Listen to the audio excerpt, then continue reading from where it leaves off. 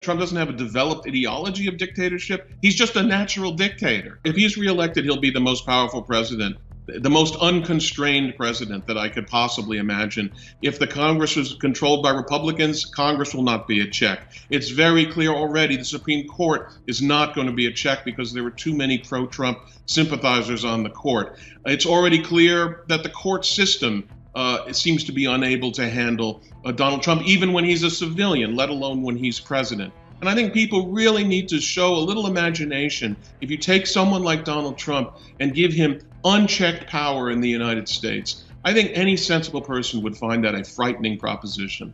If Trump loses, what would that look like? If he loses, he's going to declare that it was a fraudulent election. And then the question is, what does the Republican Party do? And if the Republican Party takes the position officially that the election was fraudulent, that could lead to all kinds of interesting dynamics. For instance, the states still have at least the theoretical option of not agreeing with what the federal government is doing if they wish. And so I wonder whether Republican-dominated states, where you have a Republican governor and a Republican legislature, just declaring that they don't accept the legitimacy of the election. Well, most secession movements have only been prevented by the threat of force.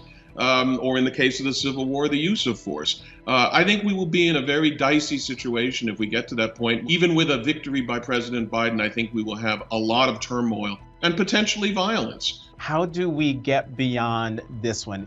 I do think the country can move beyond this, and partly just for demographic reasons. The core of Trump's movement, as I've said, is a white nationalist movement. It's a white Christian nationalist movement.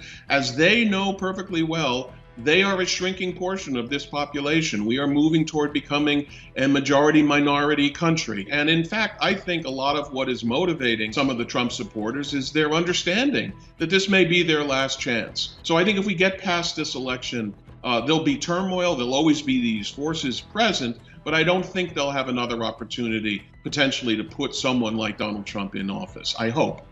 That's the optimistic scenario.